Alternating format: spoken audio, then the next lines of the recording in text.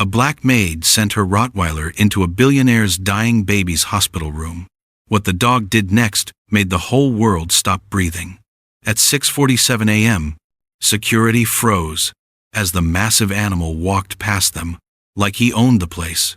No leash, no hesitation, heading straight to room 12, where monitors said everything was stable, but the baby's lips were turning blue. The dog pressed his nose to the glass, whined once, and a nurse found the kinked oxygen tube that was slowly suffocating him, but that was just the first save.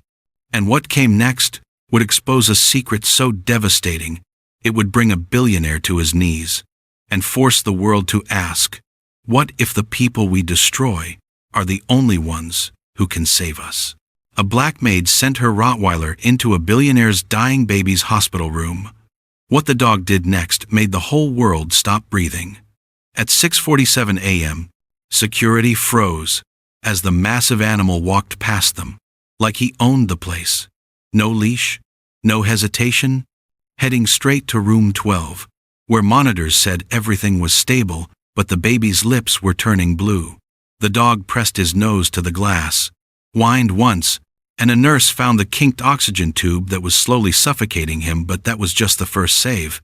And what came next would expose a secret so devastating it would bring a billionaire to his knees and force the world to ask, what if the people we destroy are the only ones who can save us?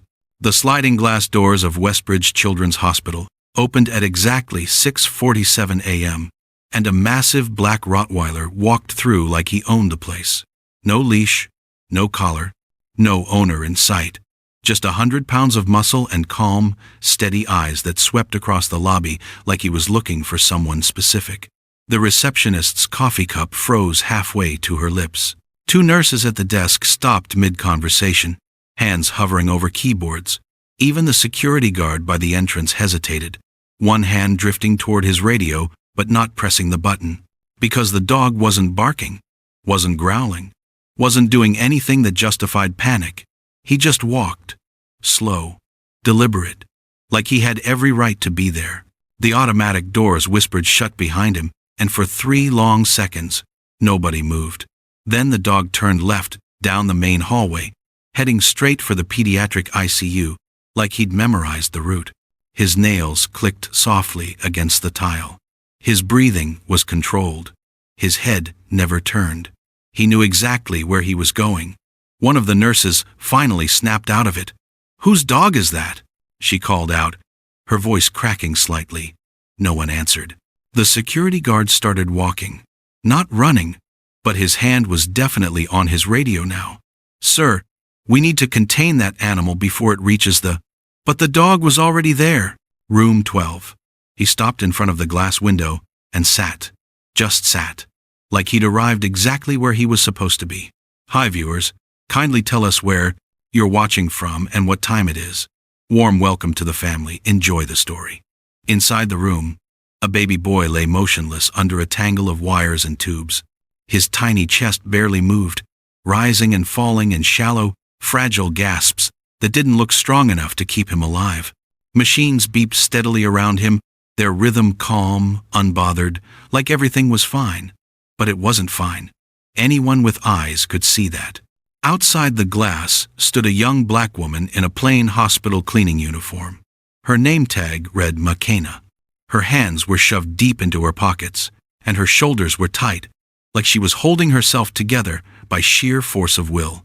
She stared at the baby, at the wires, at the machines that weren't screaming yet, but should have been. "Is that your dog?" a nurse asked sharply, appearing beside her. McKenna didn't look away from the window. "Yes. His name is Onyx." "Ma'am, you can't bring a dog into an ICU. You need to remove him immediately. Just give him a minute," McKenna said quietly. Her voice didn't shake, but her jaw was locked tight. "Please, just 1 minute." The nurse opened her mouth to argue, but then Onyx moved. He stood up slowly, his massive head tilting as he stared through the glass. Not at the baby, at the oxygen line running from the wall to the incubator. His ears flattened, his body went rigid, and then he whined. Low, urgent, insistent. "What's he doing?" another nurse whispered. Onyx pressed his nose against the glass, right where the oxygen tube ran along the side of the crib. He scratched once, twice. His eyes locked on that exact spot, like it was the only thing in the world that mattered. Check the line, McKenna said suddenly, her voice louder now. Please, check it. The first nurse hesitated, then looked at the monitor. The numbers were stable. Everything looked fine, but something in McKenna's voice made her step into the room anyway. She moved toward the incubator, following the oxygen tubing with her fingers, and then she saw it. A sharp kink in the line, twisted under the metal rail of the crib.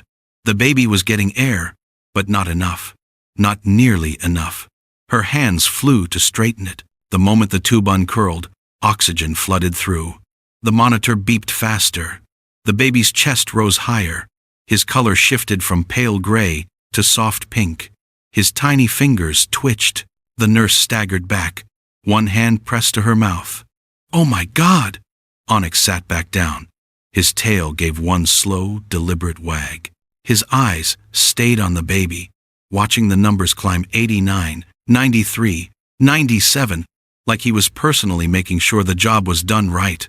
By now, a small crowd had gathered in the hallway. Security, doctors, staff members whispering behind their hands. Everyone stared at the dog, at McKenna, at the baby who was breathing easier now because a Rottweiler had somehow spotted what every machine and monitor in the room had missed. How did he know? Someone whispered. That's impossible. Dogs can't. But Onyx had, and everyone saw it. The security guard lowered his radio. The nurses exchanged glances. One of them turned to McKenna, eyes wide with something between confusion and awe. What kind of dog is he? The kind that saves lives, McKenna said softly. Her hands were still in her pockets, but her fingers had stopped shaking. She looked at the baby through the glass, and for the first time all morning, something close to hope flickered across her face. But beneath that hope was something else, something harder, something that looked a lot like desperation, because McKenna wasn't supposed to be here. Onyx wasn't supposed to be here. And the baby fighting for air in that incubator? He wasn't just some random child. No one had asked yet, but they would. The real question wasn't how the dog got in. It wasn't even how he knew what was wrong. The real question was this. Why had a hospital maid risked everything? Her job, her reputation, maybe even her freedom, to sneak a 100-pound Rottweiler into a locked ICU to save a billionaire's dying baby. 14 years earlier, a 9-year-old McKenna stood in the middle of a marble hallway so wide and shiny she could see her reflection in the floor. Her small hands gripped a vacuum cleaner that was twice her size. The cord tangled around her ankles like it was trying to trip her on purpose. The machine hummed loudly in the silence, and every noise she made felt like breaking something sacred. Her mother, Amahla, appeared beside her, moving quickly and quietly like a shadow. She crouched down and whispered in their language, her voice soft but urgent. McKenna, eyes down, always down. You are air in this house. You move, but you don't disturb. You breathe, but you don't speak. Do you understand? McKenna nodded, but she didn't understand. Not really. How could a person be air? Air didn't have feelings. Air didn't get tired. Air didn't wonder why the people who lived here had 10 bathrooms, when her family shared one with 3 other apartments. She adjusted her grip on the vacuum and kept moving, careful to stay close to the walls, careful not to look at the paintings that probably cost more than her school, careful not to exist too loudly. But then the cord snagged on something behind her. She turned to fix it, pulling hard, and didn't see the man coming down the hallway until it was too late. Cassian Holt, Billionaire hotel king, almost tripped over the cord. His expensive shoe caught the edge of it, and he stumbled forward, catching himself against the wall with one hand. His face twisted in irritation as he turned to see what had nearly knocked him down. When he saw McKenna, his frown deepened. Not angry, just annoyed, like she was a piece of furniture left in the wrong spot. How old are you? He asked sharply. McKenna opened her mouth, but no sound came out. Her mother appeared instantly, stepping between them like a shield. She's 9, mister. Holt, She's just helping me today. I'm sorry. It won't happen again." Cassian's eyes flicked from McKenna to Amahle, cold and calculating. "She shouldn't be handling equipment," he said flatly. "She's too young. If she breaks something, you can't afford to replace it." He didn't wait for a response. He straightened his tie, stepped over the cord like it was trash on the sidewalk, and walked away. His footsteps echoed down the hallway, each one sharper than the last. He was already thinking about something more important. Someone more important. People like him always were. Imagine being 9 years old and told you're nothing. Some people never recover from that. If this hurts to read, imagine living it. McKenna stood frozen, her hands still gripping the vacuum. Her chest felt tight. Her eyes burned. She didn't cry, though. Crying wasn't allowed here. Crying made noise. Amahle pulled her into a side room and knelt down, hands on her daughter's shoulders. "Listen to me," she said quietly. "Men like him don't see us. They see problems, risks, things that cost money. You did nothing wrong. Do you hear me? Nothing." But McKenna did hear something else. She heard the way he said, "You can't afford to replace it." Like they were poor and stupid, and one mistake away from losing everything. And the worst part? He was right. That night, McKenna lay on the lumpy couch in their tiny apartment and stared at the ceiling. She thought about the hallway, the marble, the way her mother had to bow her head and apologize for something that wasn't even her fault. She thought about Cassian Holt's cold, dismissive eyes and the way he stepped over the cord like stepping over garbage. She didn't know it then, but that moment planted something deep inside her. Something quiet, something that would grow slowly over the years, fed by every injustice, every insult, every time her mother came home exhausted and invisible. And she made herself a promise in the dark. One day, she would walk back into that house, not as heir, not as nothing, but as someone he couldn't ignore. Years later, the Holt estate still looked the same. Tall glass windows, cold stone walls, money stacked in every corner like bricks. The hallway where Cassian had almost tripped over a 9-year-old girl still gleamed under expensive lights, polished and perfect, like nothing bad had ever happened there. But McKenna wasn't 9 anymore. She wasn't small. She wasn't invisible. And this time, when she walked through those doors, she wasn't there to clean. She was there to collect.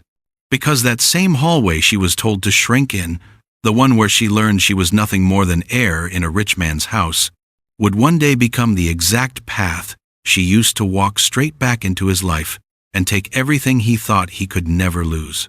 The day of Lila Holt's charity brunch, the mansion buzzed like a hive. Stylists rushed through hallways. Florists arranged white roses in crystal vases. Chefs shouted orders in the kitchen. Everyone was preparing for an event that would raise money for premature babies, though most of the guests would spend more on their dresses than they'd donate. In the laundry room, McKenna folded cloth napkins into perfect triangles, while her mother ironed tablecloths in the corner. The air smelled like lavender detergent and steam.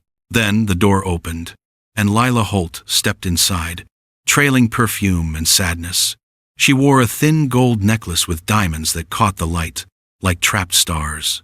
It rested delicately at her throat, elegant and expensive, the kind of thing most people would never touch in their entire lives. Lila's eyes were soft as she looked at McKenna.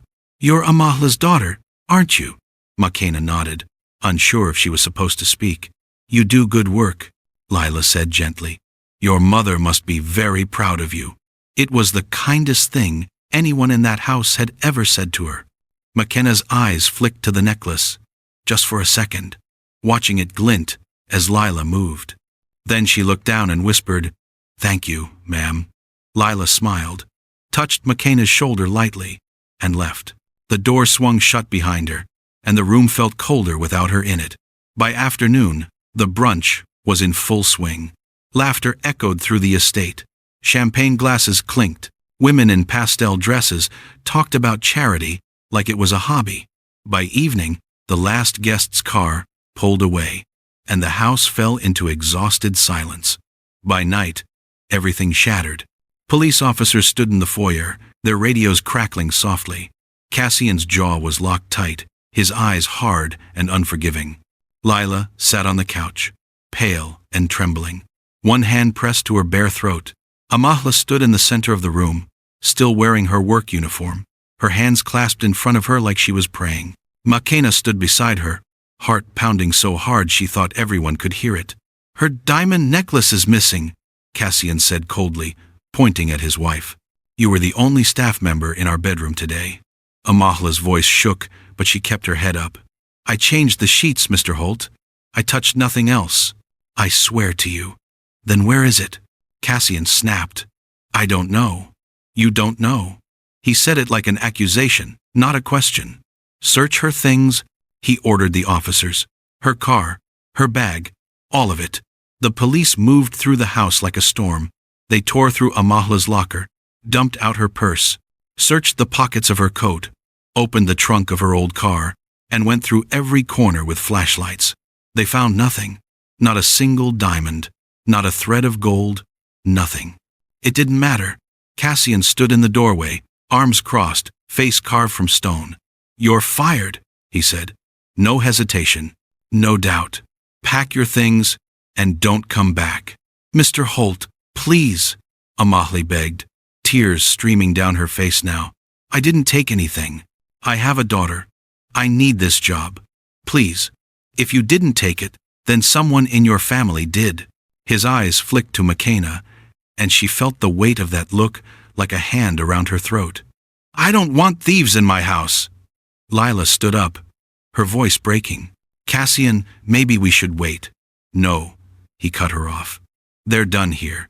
The officers escorted them out like criminals. Amahla's hands trembled as she carried the small box of her belongings. Makena walked beside her, head down, eyes burning with tears she refused to let fall. As they passed through the front gates, Makena looked back at the house one last time. The lights glowed warm and golden through the windows.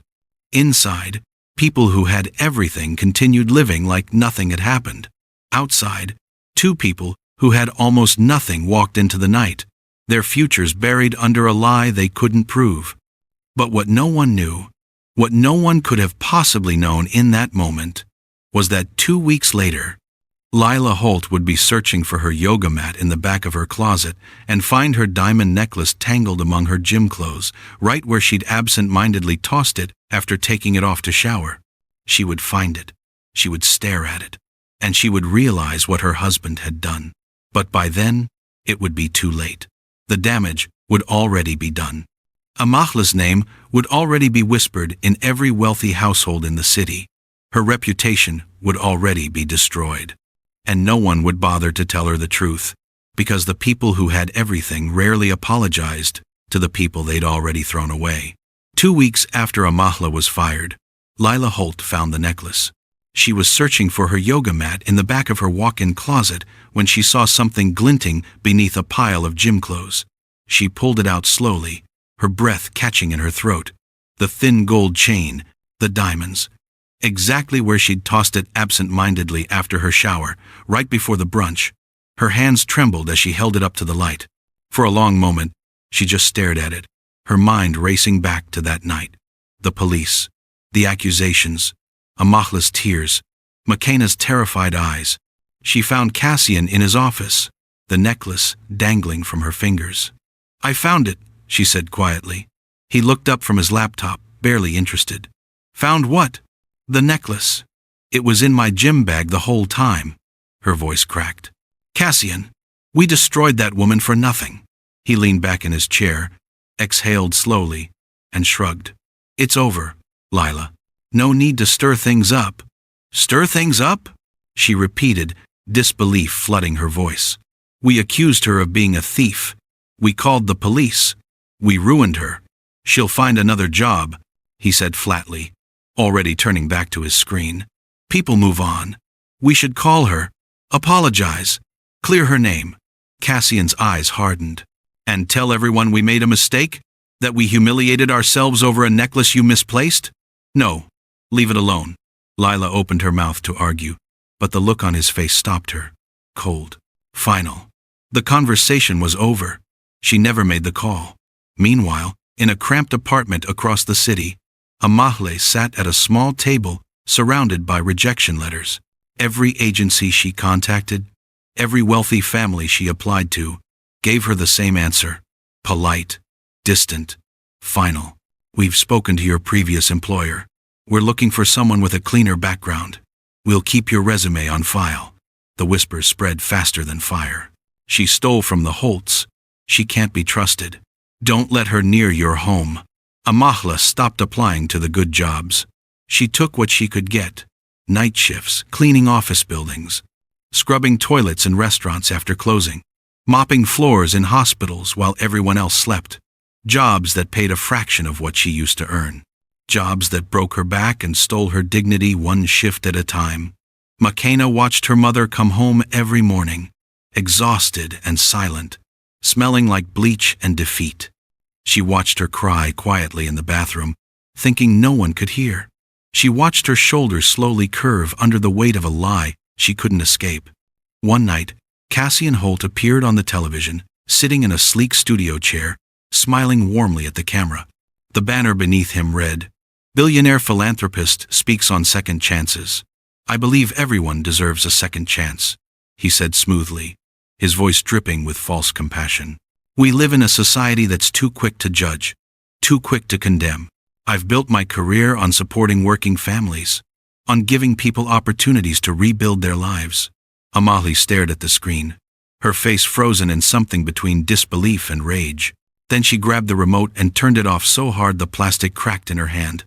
"That man ruins first chances and calls it justice," she whispered. Makena sat beside her mother on the couch, holding her hand. She was older now, angrier, and she understood something she hadn't understood as a child. The world didn't care about the truth.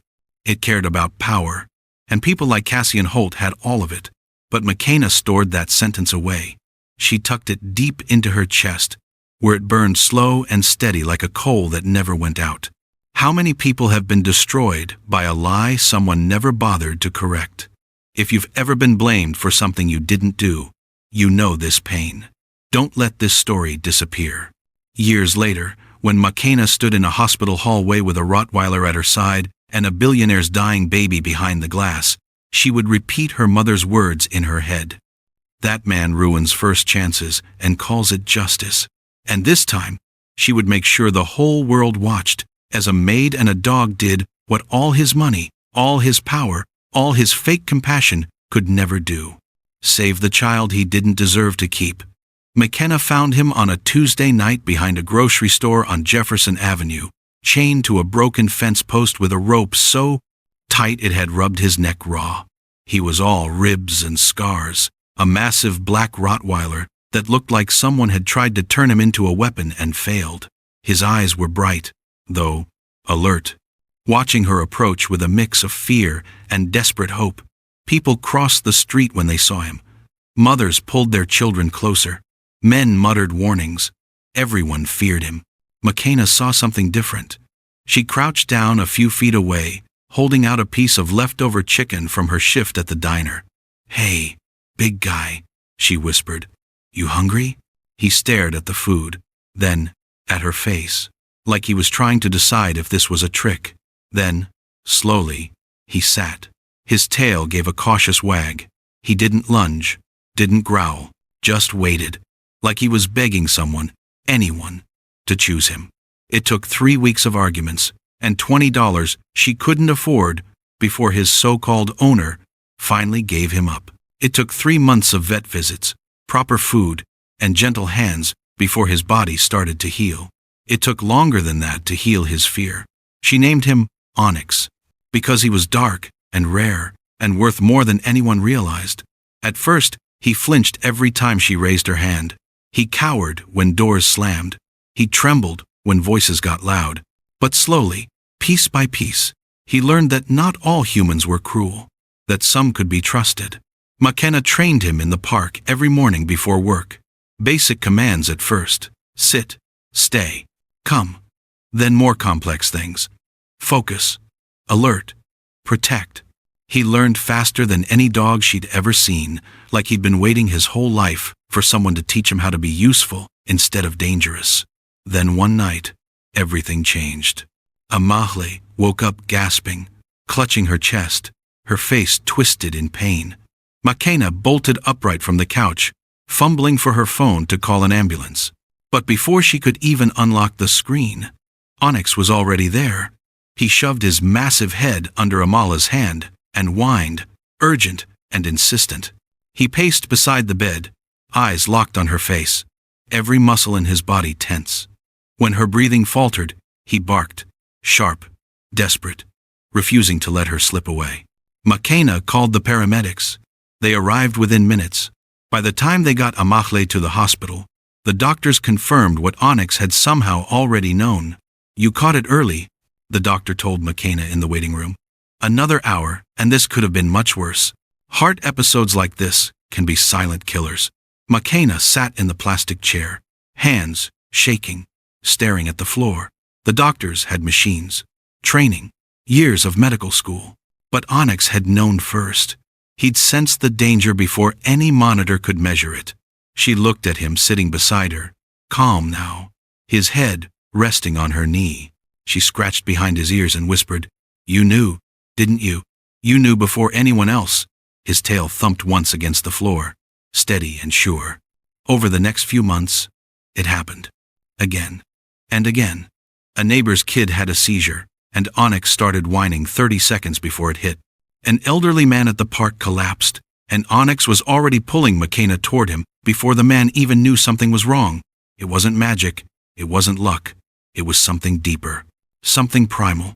Onyx could read the body's subtle signals, the tiny shifts in breathing, heartbeat, and scent that machines missed and humans ignored. He was a living early warning system, and no one outside Makena's neighborhood knew he existed. But she knew, and every time she watched him save someone, a quiet thought took root in the back of her mind. If a dog no one wanted could sense danger before the most expensive machines in the world, what would happen if she ever unleashed him somewhere the world was actually paying attention? Somewhere like a billionaire's estate, or a high-security hospital, or a place where one miraculous save could change everything. She didn't have a plan yet, but she had a weapon. And when the time came, when the universe finally gave her a chance to make the people who destroyed her mother actually see her, she would be ready. Because the most dangerous thing in the world isn't a dog that's been trained to attack. It's a woman who's been trained to disappear and decides she's done being invisible. The hospital bill arrived on a Thursday morning, thick and final like a death sentence. Makena stared at the numbers until they blurred. Her mother's medications had tripled in price. Insurance covered almost nothing. The payment plan they'd set up was already 2 months behind. Amahle sat at the kitchen table, hands wrapped around a mug of cold tea, staring at nothing. She looked smaller now, tired in a way that sleep couldn't fix. "We'll figure it out," Makena said, but her voice lacked conviction. "How?" Amahle asked quietly. "I'm already working double shifts. You're working 2 jobs. There's nothing left to figure out." Makena didn't answer. She couldn't, because her mother was right. That afternoon, while cleaning tables at the diner, Makena noticed a flyer someone had left behind. Bold letters at the top. Live-in maid position. Competitive pay. Full benefits. Her eyes dropped to the address, and her heart stopped. The Holt estate. She stared at the paper for a long time, her hands frozen mid-wipe. The same house. The same man. The same marble hallways where she'd been told she was nothing. That night, she showed the flyer to her mother. Amahle's face went pale. "No, absolutely not. It's the only job that pays enough to cover your meds and the bills," Makena said. "You know it is. He destroyed me, Makena. He'll destroy you, too. Not if he doesn't know who I am." Amahle leaned forward, gripping her daughter's hand. "Men like that don't remember the faces they step on. To him, we were nothing. Shadows. He won't recognize you, but you'll recognize him every single day. And that anger will eat you alive. Ever worked for someone who destroyed you and pretended they didn't remember? That silence is its own violence. Share this if you felt invisible." Makena's jaw tightened. "Then let it. I'd rather be angry and alive than broke and watching you die, because we can't afford medicine. She applied the next morning, used her middle name on the application, left out any mention of her mother. 2 days later, she got the call. She was hired. Her first day back felt like walking into a memory that hadn't aged. The Holt estate looked exactly the same. Tall glass windows, cold stone walls, money stacked so high it didn't even feel real anymore. The hallways still gleamed. The air still smelled like expensive candles and untouchable wealth. Isla, the head assistant, met her at the staff entrance. Mid-40s, sharp eyes, efficient movements. "You're McKenna?" "Yes, ma'am." "Good. Let me be clear about the rules. Mr. Holt values privacy, cleanliness, and silence. You work quietly. You don't ask questions. And absolutely no pets. Mr. Holt doesn't like animals in the house." McKenna nodded, her face carefully blank. "Understood." Isla handed her a uniform and a key card. "Your quarters are on the east wing. You start tonight." As McKenna walked through the hallways, her fingers brushed the walls she used to scrub as a child. She passed the guest room where Lila had complimented her, the foyer where the police had searched her mother's purse, the long marble corridor where Cassian Holt had almost tripped over a vacuum cord and told a 9-year-old girl she wasn't worth the risk. He didn't recognize her when he passed her in the hallway that first evening, didn't even look at her face, just walked by with his phone pressed to his ear, talking about quarterly earnings and board meetings, his expensive shoes clicking against the floor she would later mop. She was invisible to him. Again. But this time, McKenna smiled, because she wasn't the scared little girl anymore. She wasn't the heir he could ignore. She was a woman with a plan, a dying mother, and a Rottweiler who could sense danger before machines. And as she cleaned the halls of the man who had called her mother a thief, who had stolen years of her life with a lie he never bothered to correct, McKenna had no idea that his most carefully guarded miracle, the fragile baby boy the world called a blessing, was tied to her family in a way that would set the entire house on fire. A secret buried in medical files, hidden in consent forms, locked behind NDAs and blood tests and lies told to protect the people who could afford to bury the truth. But secrets don't stay buried forever. And the truth was about to claw its way to the surface. The first time McKenna heard about the baby, she was folding towels in the laundry room, while 2 housekeepers whispered near the dryers, "Did you see him this morning? Poor thing can barely breathe. I heard he was born too early. Lungs never fully developed. They're calling him their miracle son. But between you and me, I don't know how much longer miracles last." McKenna's hands paused mid-fold. A baby. The Holts had a baby. She hadn't known. It hadn't been in any of the briefings Isla gave her. No one mentioned it during training. But now that she thought about it, there were signs everywhere. The nursery on the 2nd floor that was always locked. The private nurse who came and went at odd hours. The way Lila moved through the house like a ghost, eyes red and distant. The next afternoon, McKenna was changing sheets in a guest room when she glanced out the balcony doors and saw them. Lila stood in the garden, her hair tied back, no makeup, wearing a soft cotton dress that looked nothing like the designer clothes she usually wore. In her arms, she held a tiny bundle wrapped in blue. A nurse hovered nearby. A security guard kept watch by the gate. McKenna stepped closer to the glass, her breath fogging the window. The baby was so small, so fragile. His little chest rose and fell in short, desperate gasps, like breathing was a battle he was losing. Lila rocked him gently, whispering something McKenna couldn't hear, her face a mix of love and fear. And then, for reasons McKenna couldn't explain, her own chest tightened. It wasn't sympathy. It was something deeper, something she couldn't name. A pull, an ache. Like her body recognized something her mind refused to accept.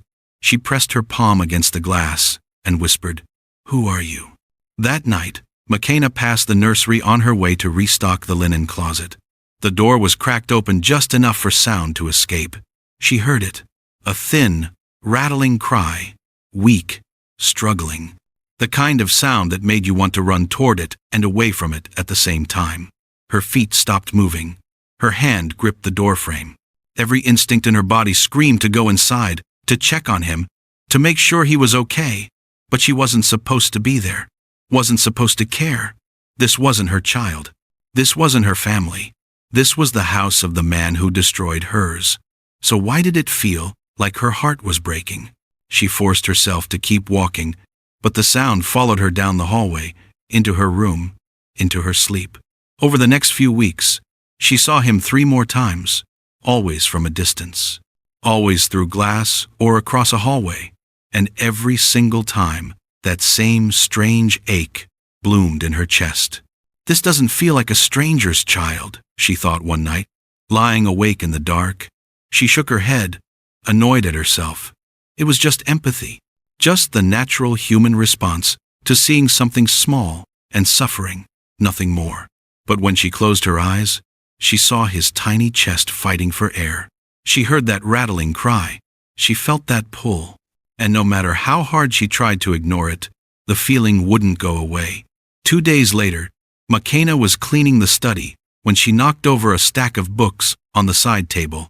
They tumbled to the floor, pages fluttering, and a thin folder slid out from between them.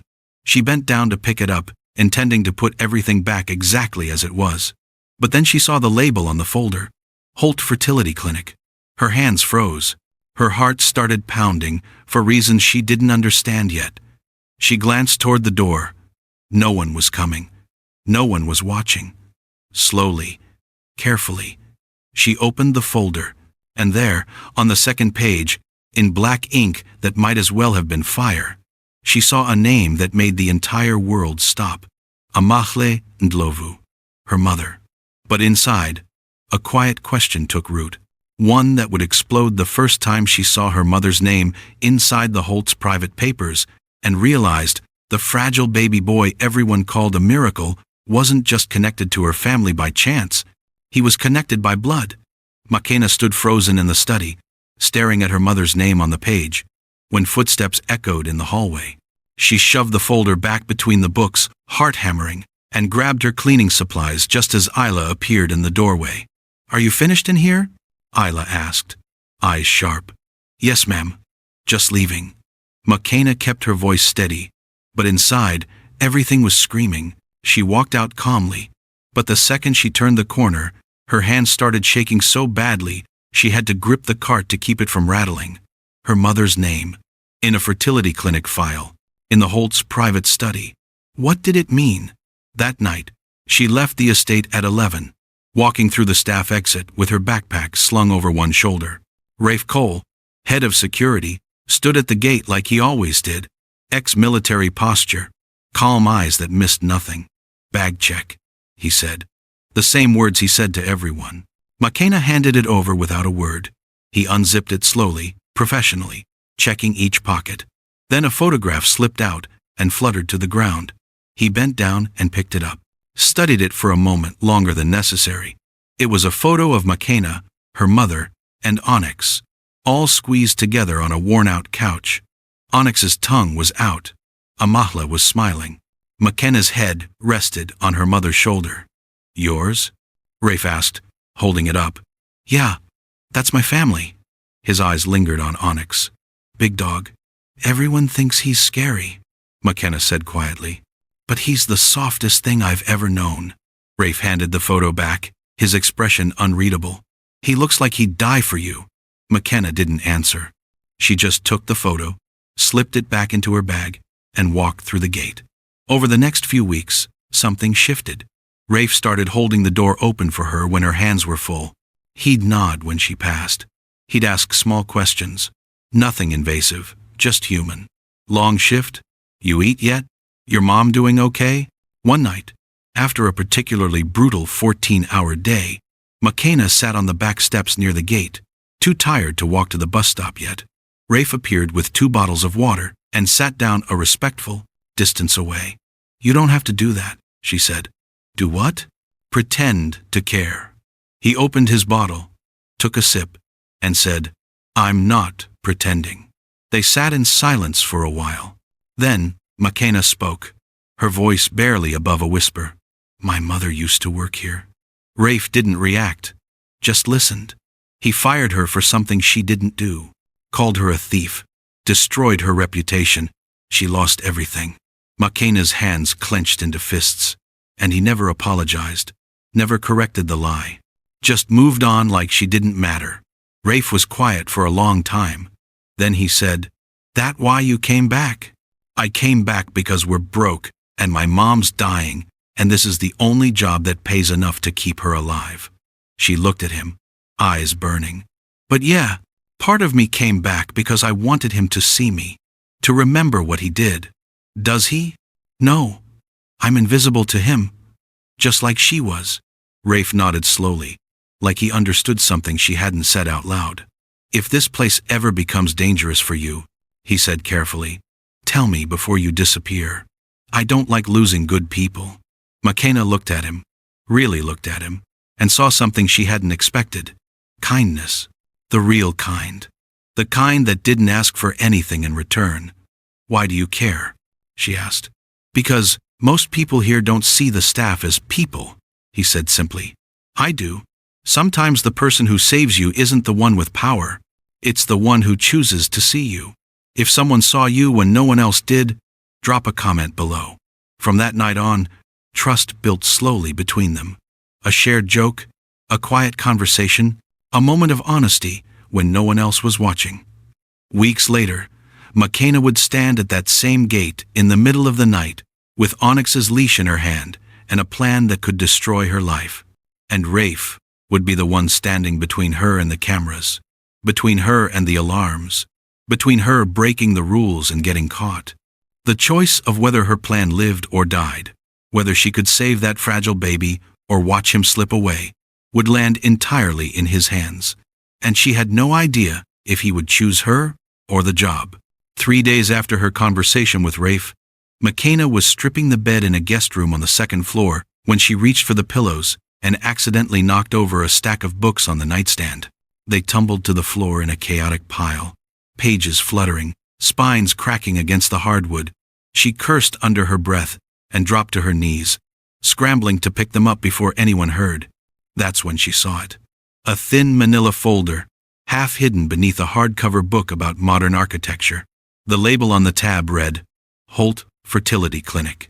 Her hands froze. She glanced toward the door.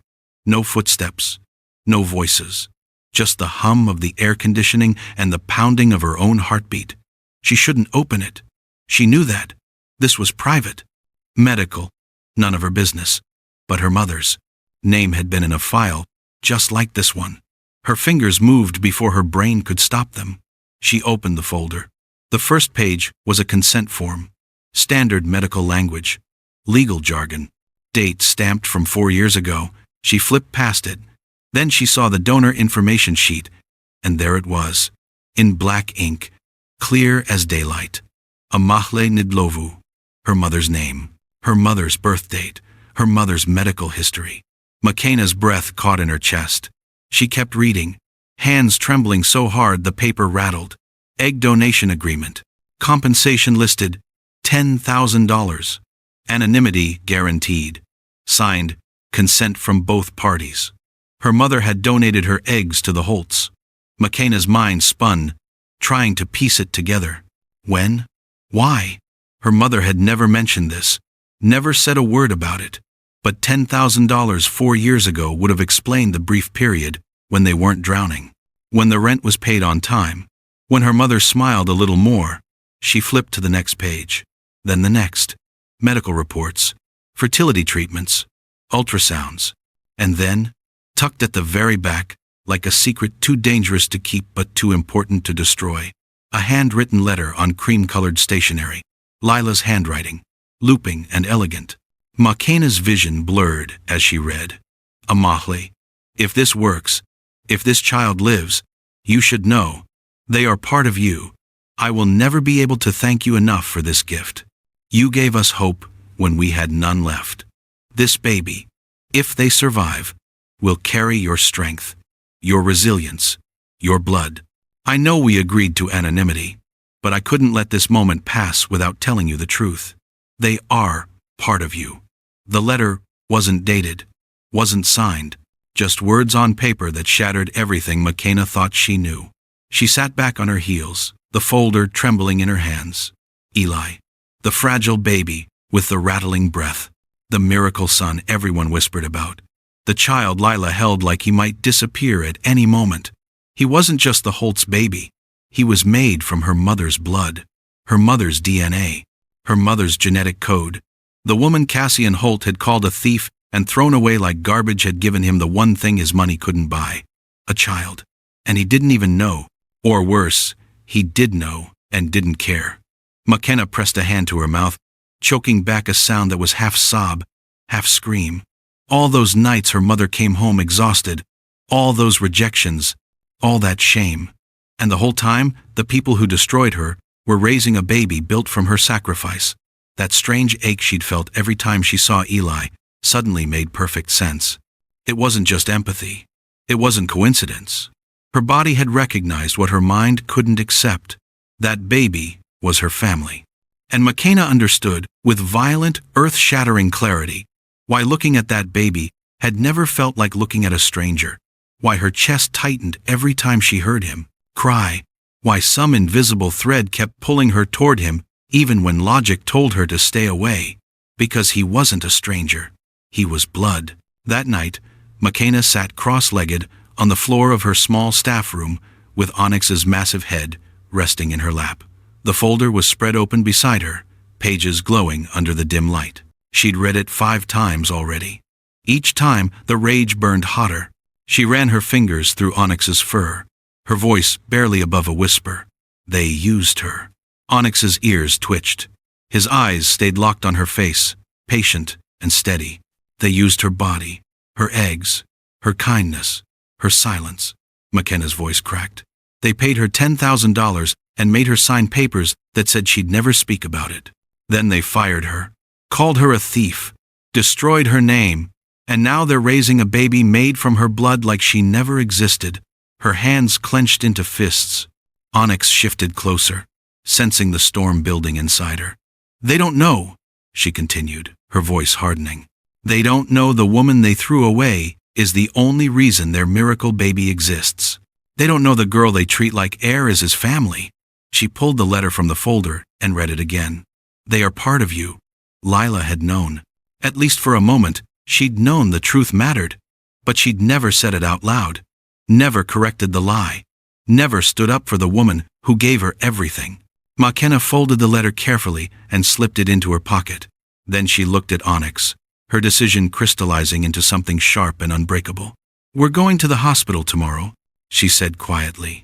Not as visitors, as weapons. Onyx tilted his head, eyes never leaving hers. She reached for the small clicker she'd used for years to train him. 1 click to focus, 2 to alert, 3 for emergency. She demonstrated each one, and Onyx responded instantly, his body shifting with each command. You've saved people before. Tomorrow, you're going to save someone the world actually cares about, and they're going to see you do it. She leaned down, pressing her forehead against his. They're going to see us. At 5:30 a.m., McKenna stood at the back gate of the estate, with Onyx at her side. The sky was still dark, the air cold and quiet. She wore her cleaning uniform. Her backpack was light. Her heart was pounding. Rafe appeared from the guard station, his face unreadable in the shadows. You're up early, he said. I need to leave. Through the back gate. With a dog. It wasn't a question. He'd already seen Onyx. McKenna met his eyes, refusing to look away. Do you ever break the rules for the right reason? Rafe was silent for a long moment. His hand hovered near the radio, clipped to his belt. He could call it in, lock the gate, end this before it started.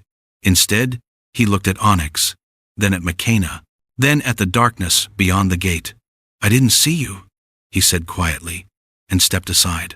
Relief flooded through her so fast, she almost stumbled. Thank you. Don't thank me yet, Rafe said. Whatever you're about to do, it better be worth it. It will be. She walked through the gate with Onyx at her side, and for the first time in her life, she wasn't sneaking out. She was marching forward, armed, purposeful, dangerous.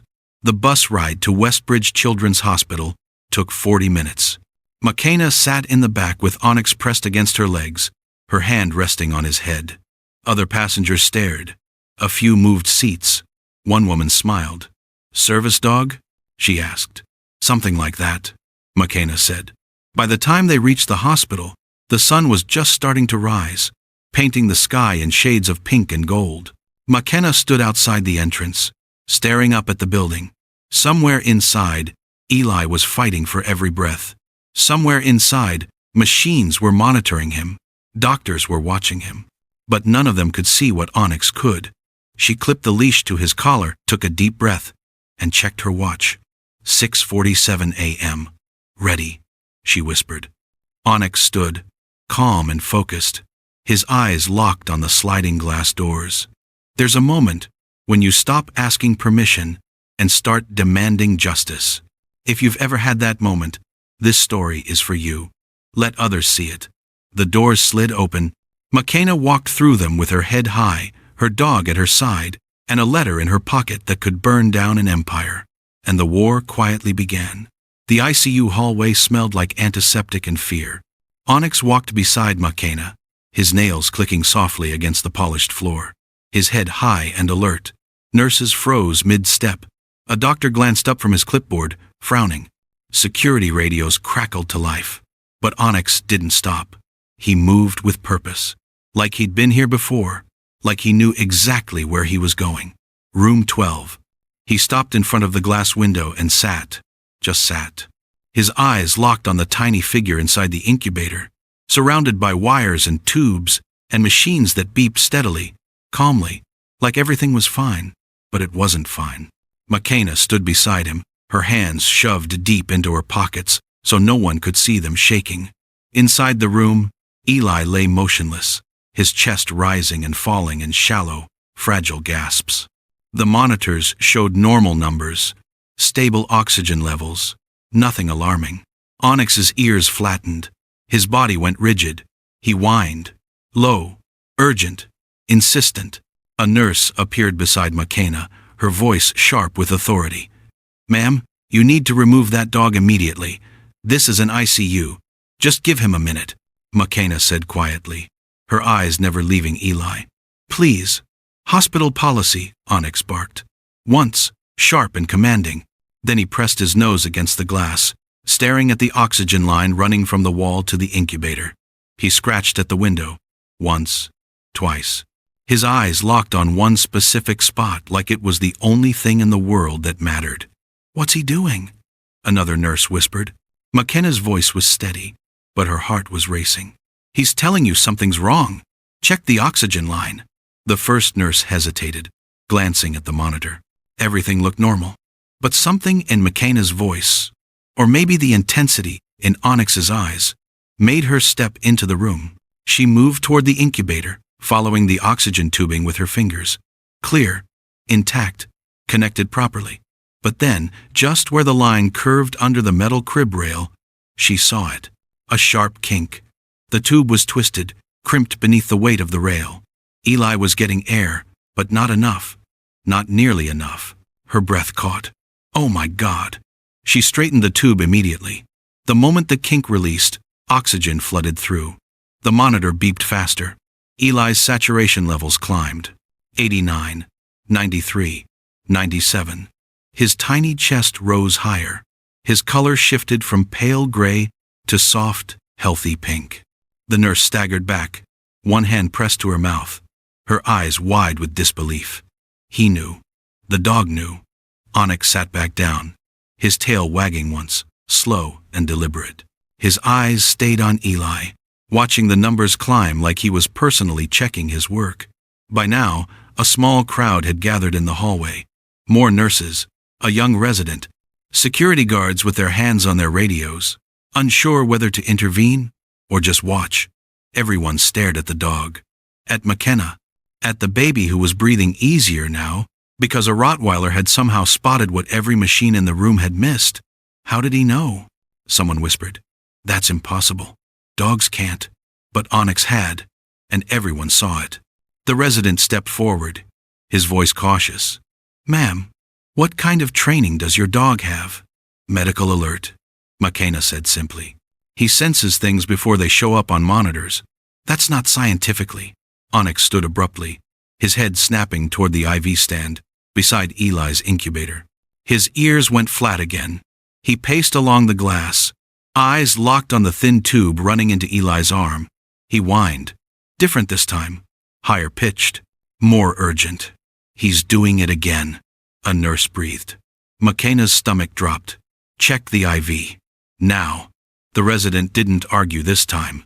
He went straight into the room, moving to Eli's side. He examined the IV site carefully, and his face went pale. The line's infiltrated, he said, his voice tight. The fluid's leaking into the tissue instead of the vein. His arms swelling. He adjusted the IV immediately, repositioning the needle, securing it properly. Within seconds, the swelling stopped. Eli's tiny arm relaxed. The resident came back out, his hands still trembling slightly. He stared at Onyx like he was trying to solve an impossible equation. That could have caused serious complications. Tissue damage. Infection. He looked at McKenna. Your dog caught it before any of us did. McKenna said nothing. She just stood there, one hand resting on Onyx's head, watching the people in expensive scrubs and white coats realize that a maid and a dog had just done what all their training and technology couldn't. Security lowered their radios. Nurses exchanged glances. Someone pulled out their phone. It should have been enough proof. It should have been the moment everyone realized Onyx wasn't just smart or lucky. He was essential. But he was only getting started. And the next thing he noticed, the thing that would make his third save, the one that went viral, the one that would force a billionaire to his knees and the world to pay attention, could kill Eli even faster than anything they'd seen so far. Word spread through the ICU like wildfire. Within minutes, more staff arrived. A senior attending physician pushed through the crowd, his expression a mix of irritation and curiosity. He was older, gray-haired, the kind of doctor who'd seen everything and believed in nothing he couldn't measure. What's going on here? He demanded. The resident stepped forward, still looking shaken. Dr. Brennan, this dog just identified two critical issues with the patient in room 12. A kinked oxygen line and an infiltrated IV. Both before our monitors detected them. Dr. Brennan's eyes narrowed. He looked at Onyx, then at McKenna, then back at the dog. That's not possible.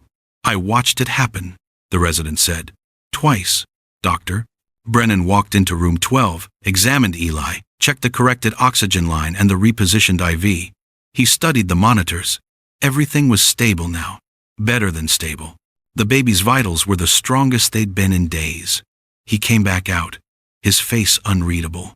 Medical alert dogs are trained to detect seizures, blood sugar changes, specific scents. They don't diagnose equipment malfunctions. He didn't diagnose the equipment, McKenna said quietly. He diagnosed the baby. He sensed the distress before it became critical. Dr. Brennan studied her for a long moment. Who trained him? I did. And where did you receive your training? Nowhere official? McKenna said. I learned by watching him. He's always known things before I did. I just taught him how to show me. The doctor's skepticism was palpable. And you are? This was the moment. The moment where she could stay small, stay invisible, stay safe. The moment where she could give a fake name, bow her head, and disappear back into the shadows where people like her were supposed to live. But she was done being shadows. McKenna lifted her chin, her voice steady and clear. My name is McKenna Nedlovu. The name meant nothing to most of the people standing there, but it would. Soon, she nodded toward the glass, toward Eli fighting for every breath. And that baby you're all trying to save? That's my mother's blood! The hallway went silent. Confused glances, whispered questions. Dr. Brennan frowned. What are you talking about? My mother donated her eggs to the Holtz 4 years ago. That child was made from her genetic material. He's family. Her voice didn't waver. So when I say, my dog can sense, what's wrong with him? When I say we're not leaving, you need to understand. We're not visitors. We're not strangers. We're the only people in this building who see him as more than a billionaire's investment. Some people spend their whole lives being told they're nobody. And then one day, they prove everyone wrong. If you've ever been underestimated, this moment is yours too. Share it. Dr. Brennan opened his mouth, closed it, then opened it again. I don't understand. How? You don't need to understand, McKenna said. You just need to let him do his job. A nurse pulled out her phone, fingers flying across the screen. Another whispered urgently to a colleague. Someone was already calling administration. Someone else was calling legal. And someone, somewhere in that hospital, was calling the one person who needed to know that his carefully constructed world was about to collapse. Because upstairs, in the administrative wing, a phone rang on a sleek mahogany desk. The hospital director picked it up, listened. Her face went pale. Get me Cassian Holt, she said. Now. 10 miles away, in his glass-walled office at the Holt estate, Cassian's phone buzzed. He glanced at the screen. Westbridge Children's Hospital. His heart seized. He answered immediately. What's wrong with my son? And the answer he received, the words that came through that phone, would force him to drive faster than he'd ever driven in his life, racing toward a hospital where his money meant nothing, his power meant nothing, and the past he'd buried was standing in the hallway with a dog and a truth that could destroy him. Cassian Holt's hand tightened around his phone, his knuckles going white. What's wrong with my son? Dr. Marin's voice came through calm but strained. Mr. Holt, Eli is stable. Actually, he's better than he's been in days.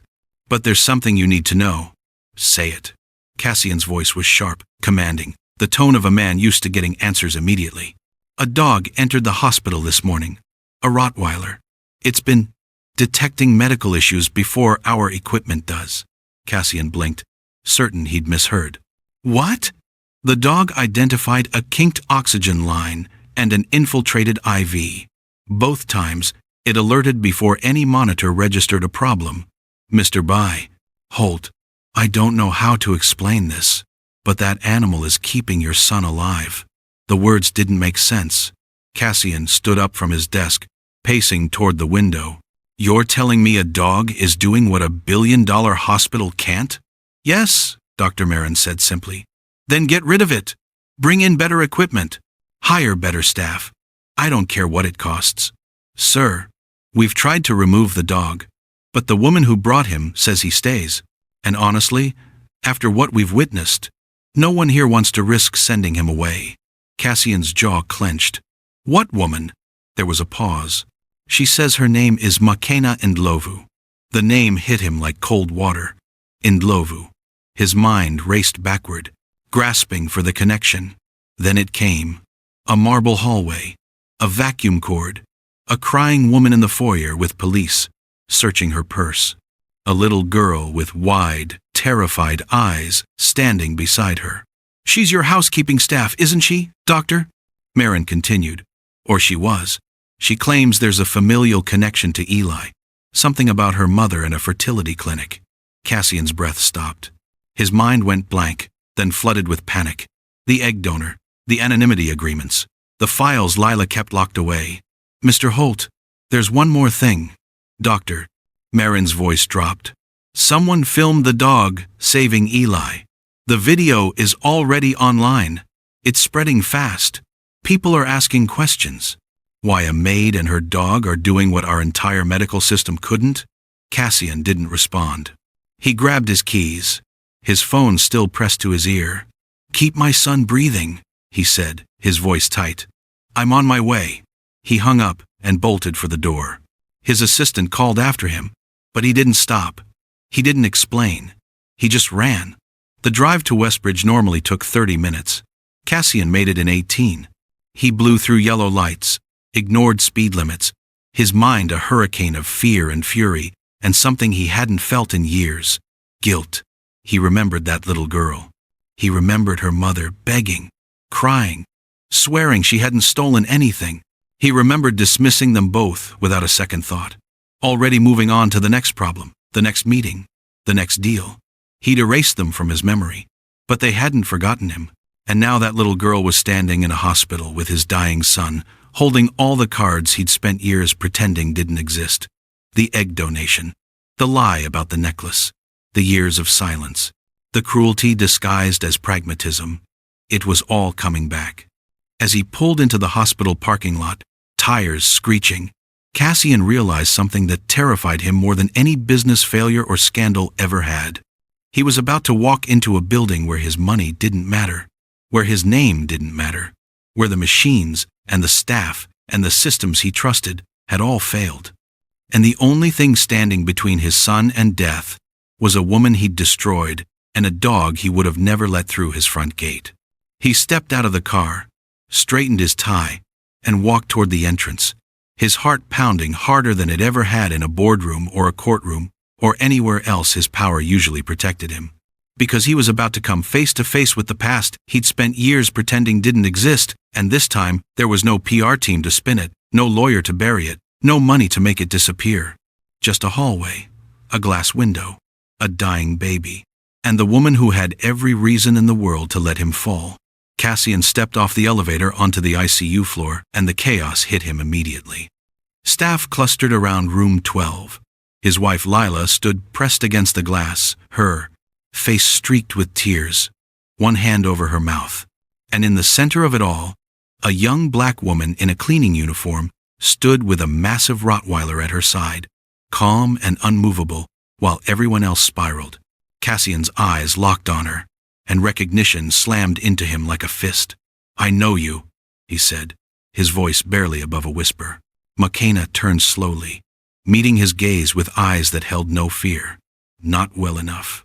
He moved closer, his mind still trying to process what Dr. Marin had told him. "What is that dog doing to my son?" "Saving him," McKenna said simply. Her voice was steady, but there was steel beneath it. "Like my mother once saved your wife." Cassian's brow furrowed. "What are you talking about?" McKenna reached into her pocket and pulled out a folded piece of cream-colored stationery. She held it out to him. "You should read this." He took it, hands trembling slightly, unfolded it, saw Lila's handwriting. His eyes scanned the words once, then again, then a third time because his brain refused to accept what they said. Amahla, egg donation, consent agreements, compensation. If this child lives, you should know. They are part of you. Part of you. Cassian's breath caught.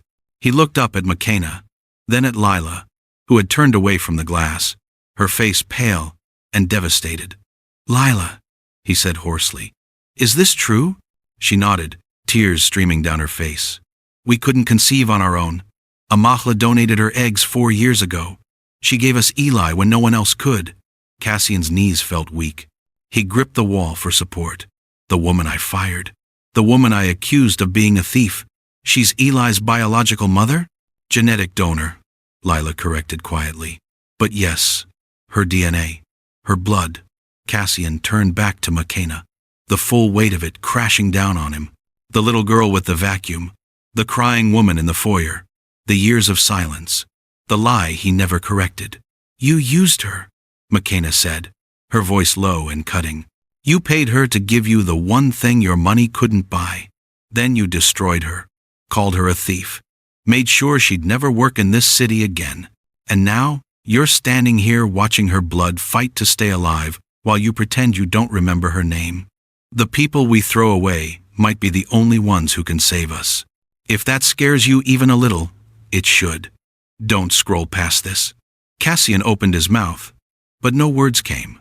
What could he say? "I'm sorry" didn't touch the edges of what he'd done. Denial was impossible. The letter was in his hands. The truth was standing in front of him. "She never told you, did she?" McKenna continued. "My mother. She never broke the confidentiality agreement. Even after you ruined her, even after she couldn't get work anywhere. She kept your secret because that's the kind of person she is. Honest, loyal, everything you're not." "I didn't know," Cassian said weakly. "You didn't care," McKenna shot back. "There's a difference." Lila stepped forward, her voice breaking. "McKenna, please. I wanted to call her. I wanted to apologize. But Cassian said that it didn't matter." McKenna finished. "That people move on. That stirring things up wasn't worth it." She looked at Cassian with something between pity and disgust. "You were wrong. Cassian stared at his son through the glass. Eli's tiny chest, rising and falling. Wires everywhere. Machines beeping. The child he'd prayed for, paid for, would have given anything for.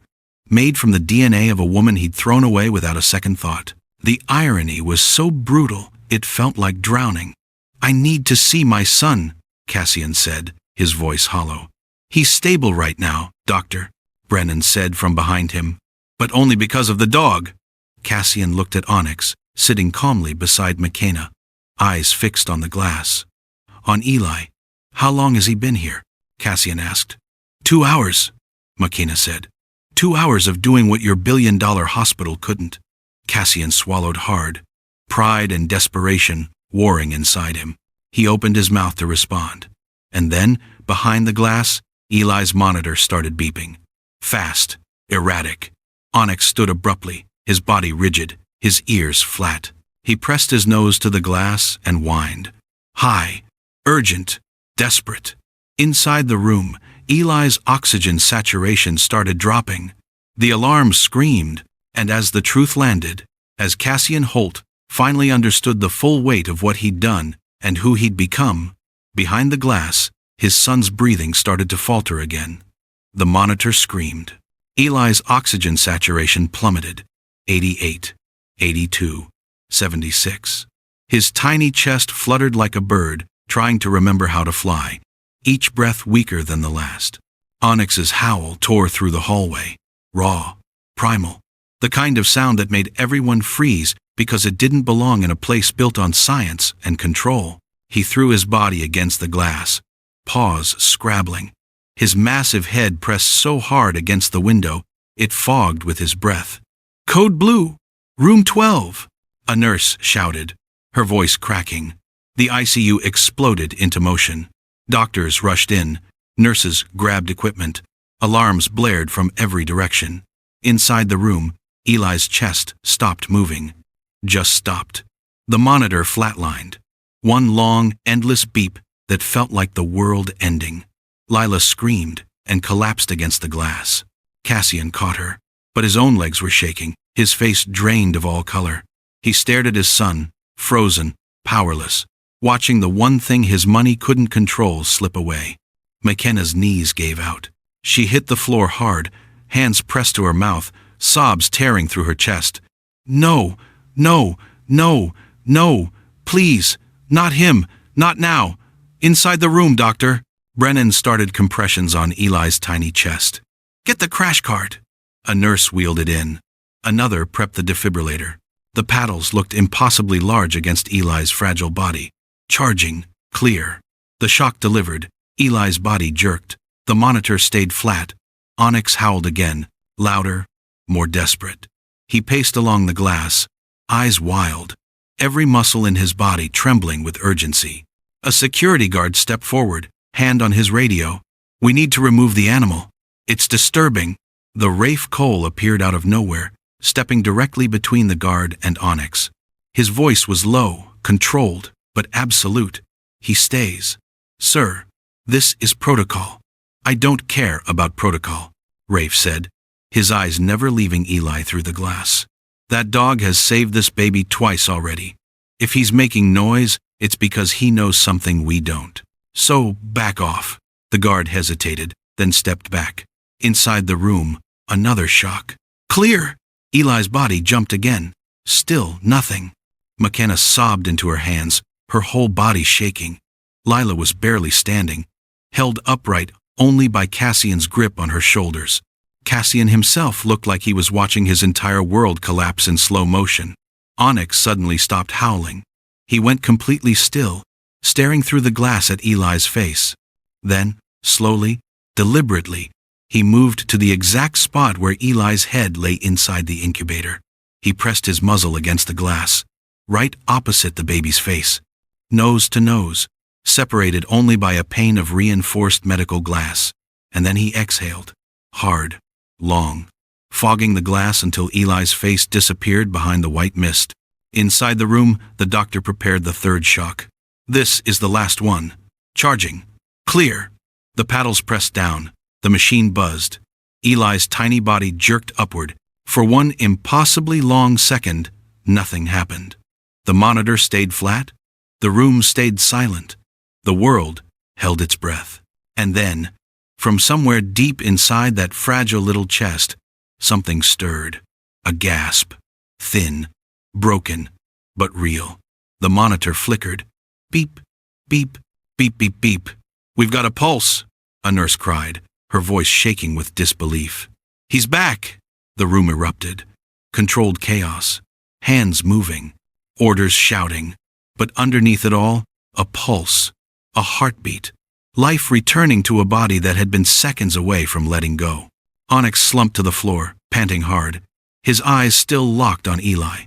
His tail gave one slow, exhausted wag. McKenna pressed her forehead to the glass, tears streaming down her face. "Good boy," she whispered, her voice broken.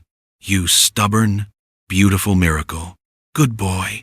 Lila collapsed into Cassian's arms, sobbing so hard she couldn't breathe. Cassian held her, but his eyes were on the dog, on McKenna, on the impossible thing he'd just witnessed. Down the hallway, someone lowered their phone. They'd been filming. The whole thing. The flatline. The howl. The dog pressing his face to the glass. The moment Eli came back, the video was already uploading before anyone thought to stop it. Within minutes, it would be everywhere. And this time, when Eli's body jumped under the defibrillator's charge, when that thin, desperate gasp finally came, something answered that hadn't been there before. Something fragile but undeniable. "Hope," Eli gasped. A tiny, fragile inhale that sounded impossibly loud in the sudden silence. His chest rose, fell, rose again. The monitor beeped steadily, each tone like a promise that life was still possible. "He's back," the nurse shouted, her voice cracking with relief and disbelief. "Oxygen saturation climbing. 82, 89, 94. He's stable." Lila crumpled against the glass, her legs giving out completely. She slid to the floor, hands covering her face, sobs tearing through her entire body. Cassian staggered backward, one hand gripping the wall for support, his face pale and stunned like he'd just watched someone rise from the dead. Because in a way, he had. Onyx slumped to the ground, his massive body trembling with exhaustion. His eyes stayed fixed on Eli, watching the tiny chest rise and fall, like he was personally counting each breath to make sure they kept coming. McKenna crawled to the glass on her hands and knees, pressing her forehead against it, tears streaming freely. "Good boy," she whispered, her voice shaking. "You stubborn, impossible, beautiful miracle. Good boy." Onyx's tail thumped weakly against the floor. Once, twice. His tongue lolled out, panting hard, but his gaze never wavered from the baby. Around them, the ICU was chaos. Doctors moved in controlled urgency. Nurses checked vitals, adjusted monitors, whispered quick assessments. But underneath it all was a hum of something none of them could quite name. Awe, fear, wonder. Because they'd all just watched something that shouldn't have been possible. Down the hallway, a young resident lowered her phone, her hands shaking. She'd filmed the entire thing, the flatline, the howl, the dog pressing his face to the glass like he was breathing life back into the baby himself, the gasp, the return. She stared at the screen, heart pounding, finger hovering over the upload button. She pressed it. Within 3 minutes, the video was on Twitter. Within 5, it was on Instagram and TikTok. Within 10, it had been shared across Facebook, Reddit, and every major news aggregate site. The caption was simple: "Rottweiler brings baby back to life in ICU. No one can explain how." The internet exploded. Comments poured in faster than anyone could count. "Did that dog just bring a baby back? I'm a nurse. I'm literally shaking. This shouldn't be possible. Who is that woman? She's a hero. That's not just a dog. That's an angel in fur. I don't believe in miracles, but I just watched one. The maid and the dog did what a billion-dollar hospital couldn't." If you scroll past this, without sharing, you have no soul. News outlets picked it up within the hour. Local stations first, then national, then international. The video played on loop across every screen in the country. Reporters scrambled to get to Westbridge. The hospital's phone lines jammed with calls. And at the center of it all, in a quiet ICU hallway, McKenna sat on the floor. With her back against the wall, Onyx's head in her lap, too exhausted to move, Cassian stood a few feet away, staring at his phone as notification after notification lit up the screen. His PR team, his lawyers, board members, investors, everyone wanting to know what was happening. Everyone asking if the baby in the video was his son. He looked up at McKenna, at the dog, at his wife still sobbing on the floor, at the staff who'd stopped pretending to work and were just watching the aftermath unfold. The world had just witnessed something impossible. A maid and a Rottweiler had saved a billionaire's dying baby when every machine, every doctor, every resource his money could buy had failed.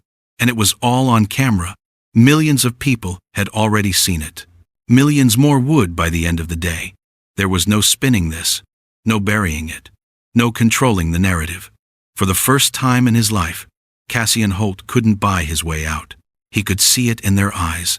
The staff, the reporters already gathering outside, the people commenting online. They weren't asking if the story was true. They were asking why a maid had to be the one to save his son, why the hospital missed what a dog caught, why the people with the least power were the only ones who could do what mattered most. And underneath all of that, a question Cassian couldn't answer, not even to himself. What kind of man destroys the woman whose blood built his only child? He looked at McKenna again. She wasn't looking at him. She was looking at Eli through the glass. Exhaustion and love written across her face. The world had just watched a dog and a maid do what all his power, all his money, all his control couldn't. The only question now was what he would do with that humiliation. Would he bury it? Deny it? Lawyer his way into silence? Or would he finally do the one thing he'd never done in his entire life? Tell the truth. 2 days after Eli came back to life, the hospital board called McKenna into a conference room. They wanted to talk about Onyx, about training programs, about partnerships and branding opportunities, about turning him into the face of a new medical alert dog initiative. McKenna sat across from 3 executives in expensive suits, her arms crossed, her expression flat. "We're prepared to offer you a very generous contract," one of them said, sliding papers across the table. "Your dog would be featured in our promotional materials. We'd fund a full training facility. You'd be compensated, of course." McKenna didn't touch the papers. "You want to put him in a logo. We want to share his gift with the world. You want to profit off him," McKenna corrected. "The same way you profited off my mother. Use her when you need her. Throw her away when you're done." The executive shifted uncomfortably. "Miss Nidlovu, this is an incredible opportunity. For you," McKenna said. "Not for him. Not for me. You will not turn my dog into a mascot. You will not use him the way you used my mother." She stood up. "But I will help train more alert dogs. On my terms. With my name on it. Not yours." She walked out before they could respond. Outside Westbridge Children's Hospital, reporters had been camped out for 2 days. Cameras, microphones, satellite trucks. Everyone wanted a statement from the billionaire whose son had been saved by a maid and a dog. Cassian Holt finally gave them one. He stepped onto the lawn in front of the hospital at noon on a Thursday. No tailored suit, no rehearsed smile, just a wrinkled button-down and exhaustion carved into every line of his face. The crowd pressed forward. Cameras clicked. Questions flew. He held up one hand, and the noise quieted. "My son almost died," he began, his voice rough. "More than once. It was not my money that saved him. It was not this hospital's technology. It was a woman I fired and a dog I would never have let past my front gate." The reporters leaned in. This wasn't the polished, media-trained Cassian they knew. "Her name is McKenna Ndlovu," he continued. "Her mother is Amahle Ndlovu. Years ago, I accused Amahle of stealing from my family. I had her searched, humiliated, fired. I destroyed her reputation." He paused, swallowing hard. "She didn't steal anything. My wife found the item weeks later. It was our mistake. But I never apologized. I never corrected the lie. I let her suffer because it was easier than admitting I was wrong. The silence was absolute. What I didn't know, Cassian said, his voice cracking, was that Amala had donated her eggs to my wife years before. My son, Eli, exists because of her generosity. He carries her DNA, her blood, and I repaid that gift by ruining her life. A reporter in the front row gasped audibly. I called my silence pragmatism, Cassian continued, but it was cowardice. I let an innocent woman be destroyed because owning my mistake would have been uncomfortable. And now, the daughter of that woman is the only reason my son is alive. He looked directly into the nearest camera. I am sorry. To Amahle, to Makena, to everyone I've ever stepped on because I had the power to walk away. An apology without action is just noise. Real change happens when no one's watching. If you believe that, let people know. The crowd murmured. Cameras zoomed in. But Cassian wasn't done. I've set up a fund in Amahla's name, he said. I've begun writing letters to every household that blacklisted her, admitting my lie. I'm funding legal support for workers who can't fight back against employers like me. This isn't charity. This is a debt, and I will spend the rest of my life repaying it. A voice cut through the crowd. Is she here? Cassian turned. And there, at the edge of the lawn, stood Amahel Nidlovu, Makena beside her, Onyx at her side. Amahel walked forward slowly, her steps deliberate. The crowd parted. Cameras followed. Cassian stood frozen at the podium, watching the woman whose life he'd destroyed walk straight toward him. She stopped at the bottom of the steps, looking up at the man who had once had police search her purse. You spoke nicely, Amala said. Her voice was quiet, but it carried. But words are cheap. You already bought mine once. Cassian flinched. I've set up a fund in your name, he repeated. I've cleared your record. I'll pay every medical bill. That is a start. Amahla cut him off. Not a favor. A debt. The crowd held its breath. You will send letters to every house that turned me away because of you, she continued. You will put in writing that you lied. You will fund lawyers for other workers who can't fight men like you. I will, Cassian said. I already began. Amahla studied him for a long moment. The world watched, waited, and then she stepped forward. Amale stepped forward, and the world held its breath. Cameras zoomed in. Reporters leaned forward. Cassian stood frozen at the podium, his hands gripping the edges like it was the only thing keeping him upright. She stopped just a few feet away, her eyes level with his, her back straight despite the years of exhaustion that had tried to break it. You spoke nicely today, she said, her voice calm but cutting. But words are cheap. You already bought mine once. Cassian opened his mouth, then closed it. There was nothing he could say that would make this easier. I signed papers that said I would never speak about what I gave you, Amala continued. I kept that promise even after you destroyed me, even after you made sure I couldn't work, even after I had to scrub toilets in the middle of the night just to keep my daughter fed. I kept your secret because that's who I am. She took another step closer. But you, she said, her voice hardening, you didn't keep anything. Not your word, not your integrity, not even basic human decency. The crowd was silent. No one moved. No one even seemed to breathe. You say you've set up a fund, Amala said. You say you've cleared my record. You say you'll pay my bills. She paused. That is not forgiveness. That is repayment. That is the bare minimum of what you owe. Cassian nodded slowly.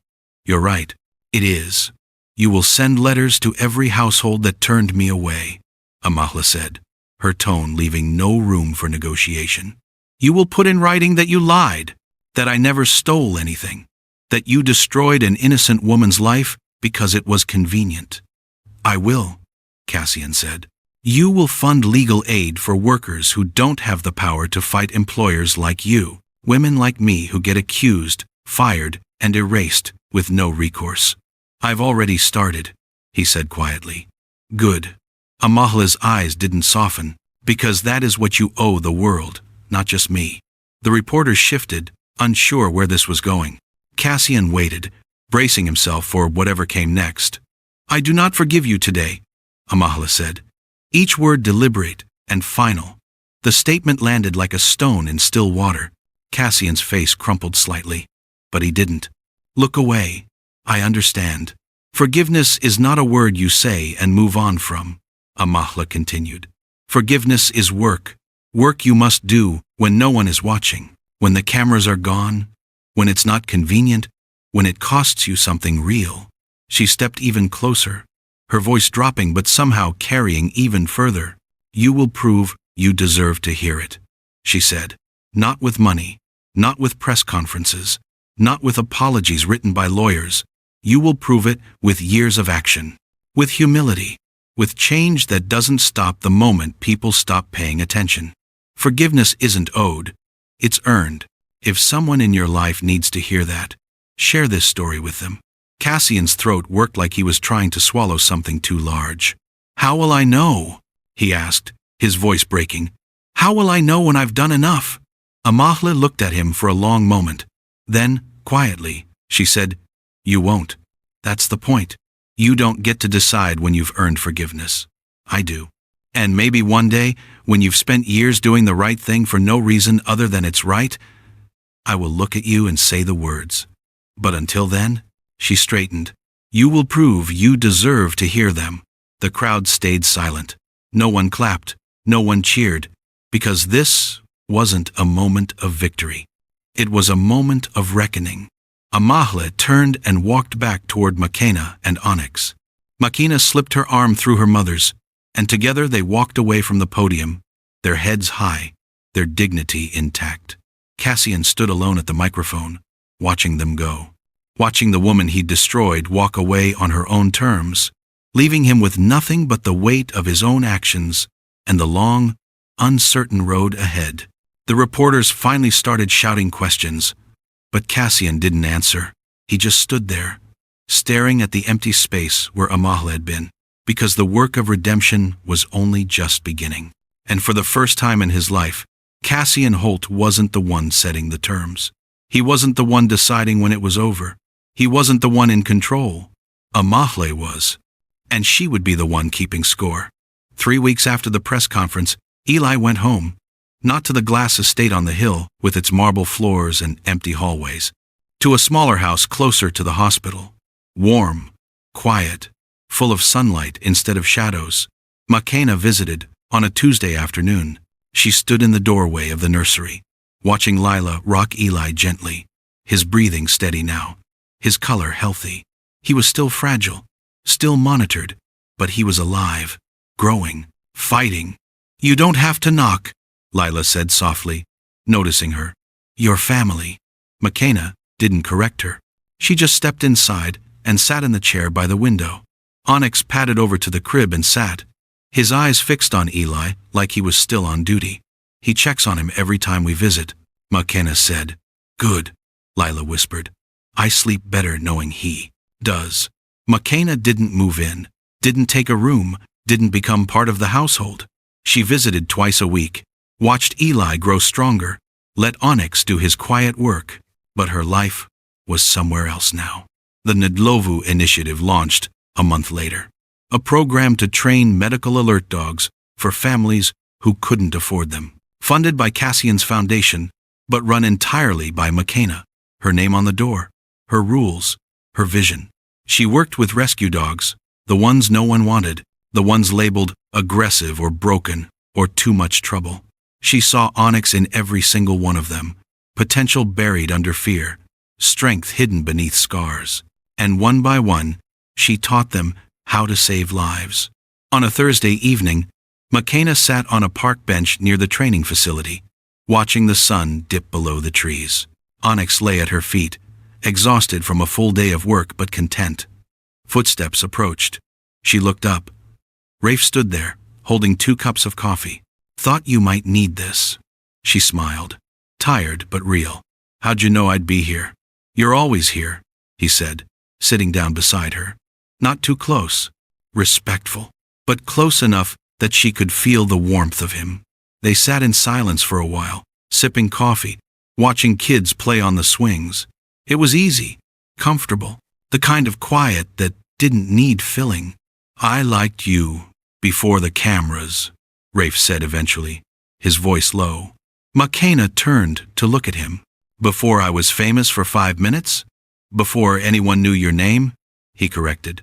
"When you were just the girl with the dog at the gate, the one who saw people, who didn't treat kindness like a transaction." She looked down at her hands, her chest tight, in a way that didn't hurt. "I'm still that girl." "I know," he said. "That's why I'm here." He reached up slowly, carefully, and brushed a curl away from her face. His fingers lingered for just a second. No rush, no pressure, just gentleness.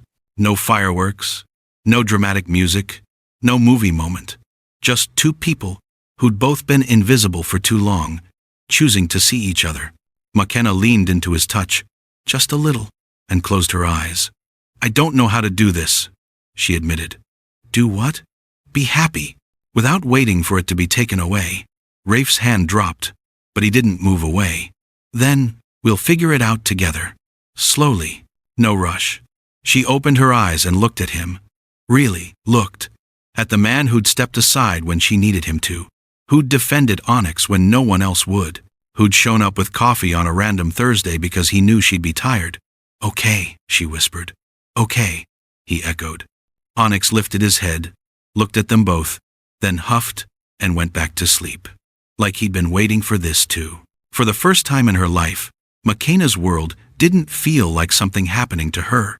It didn't feel like survival or punishment or a battle she was destined to lose. It felt like something she could help write.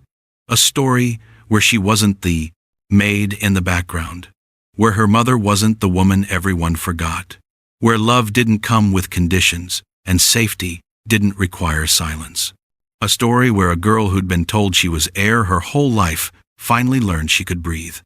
6 months later, McKenna sat at her mother's kitchen table with her laptop open, watching a video someone had sent her. A fan edit. The kind strangers made when a story touched them so deeply they needed to reshape it, share it, make it theirs.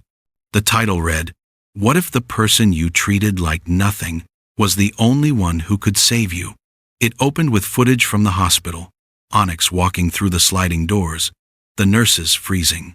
The moment he sat by room 12 and stared at the kinked oxygen tube, then the flatline, the howl, the resuscitation, Eli gasping back to life. But the editor had added more. Clips from Cassian's press conference. Amahla standing at the podium, refusing to give forgiveness she didn't owe. McKenna and Onyx walking through the park. Slow-motion shots of the dog's eyes, steady and knowing. Subtitles scrolled across the bottom in 3 languages. English, Spanish, Swahili. The video had traveled further than McKenna ever imagined. She scrolled to the comments. Thousands of them. Tens of thousands. "I'm a housekeeper in Miami. I've cleaned for people who've never learned my name.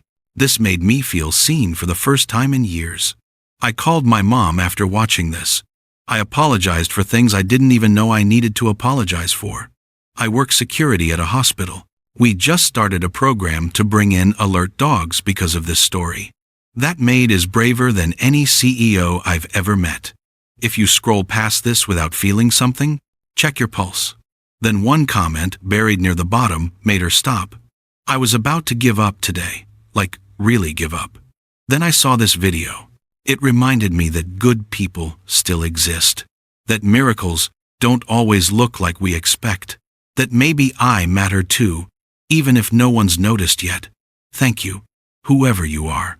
You saved more than that, baby." McKenna's throat tightened. She closed the laptop slowly, pressing her palms flat against the cool surface. Her mother sat across from her, sipping tea, watching her daughter with quiet pride. "You okay?" Amahle asked. McKenna nodded, unable to speak for a moment. When she finally did, her voice was soft. "The real miracle isn't that Eli lived." Amahle tilted her head. "Then, what is it?" "It's that the whole world had to watch a maid and a dog do what pride and money couldn't," McKenna said. "They had to see us. Really see us. Not as background, not as service, as people who matter. Amahla reached across the table and squeezed her daughter's hand. You always mattered, baby. The world just finally caught up. Onyx, lying under the table, nudged McKenna's knee with his nose. She reached down and scratched behind his ears. He huffed contentedly, his tail thumping once against the floor. Good boy, she whispered. You changed everything, you know that? Onyx just looked at her with those deep, knowing eyes. Like he'd always known. Like he'd been waiting for the rest of the world to figure it out. McKenna opened the laptop one more time and typed a response to the person who'd said they were about to give up. You matter. You always did. Don't let anyone convince you otherwise. Not even yourself. She hit send, then closed the screen for good. Somewhere across the world, millions of people were still watching that video. Still sharing it.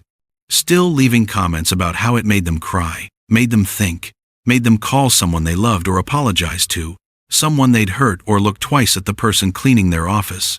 The story had taken on a life of its own. It didn't belong to McKenna anymore. It belonged to everyone who needed to believe that justice was still possible, that the invisible could become undeniable, that a single act of courage could ripple outward and change everything. Next time you walk past someone the world ignores, remember this story. You might be standing next to a hero and not even know it. If this changed how you see people, don't keep it to yourself. Because the truth was simple and terrifying and beautiful all at once. The person scrubbing your floors. The one checking IDs at the gate. The one you pass without looking. The one whose name you never learned. They might be carrying a story you'll never hear. A strength you'll never witness. A gift the world hasn't noticed yet. And one day, when everything you thought mattered fails, when your money and power and control mean nothing, they might be the only one who can save you.